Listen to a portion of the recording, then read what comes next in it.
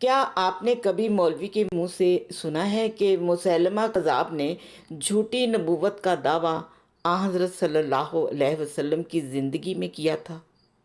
نہیں سنا نا؟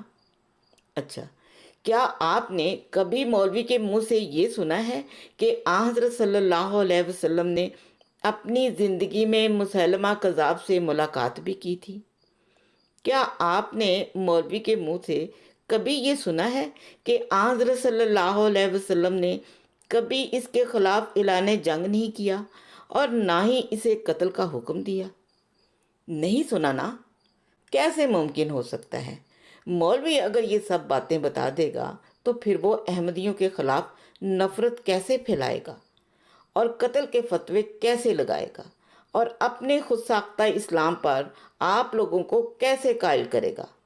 وہ تو حضرت ابو بکر صدیق رضی اللہ تعالیٰ عنہ کا ذکر کرے گا، مگر اس میں بھی وہ ڈنڈی مارے گا۔ وہ یہ نہیں بتائے گا کہ مسیلمہ کذاب کے قتل کی اصل وجہ کیا تھی۔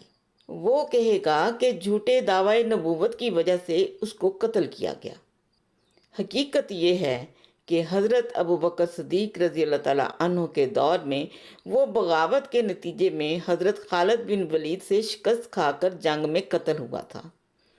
اس کے قتل کا حکم حضرت صلی اللہ علیہ وسلم نے نہیں دیا تھا، جبکہ اس نے دعوی نبوت آپ کی زندگی میں کیا، تو حضرت ابو بکر صدیق رضی اللہ تعالیٰ عنہ کیسے ایسا حکم دے سکتے ہیں؟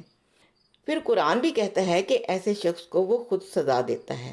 سوچنے والی بات ہے کہ مولوی صاحبان کو اپنے آپ کو سچا اور مسلم جماعت احمدیہ کو جھوٹا ثابت کرنے کے لیے جھوٹ کا سہارا کیوں لینا پڑتا ہے؟ سوچنے کا مقام ہے، صرف ان کے لیے جو عقل رکھتے ہیں۔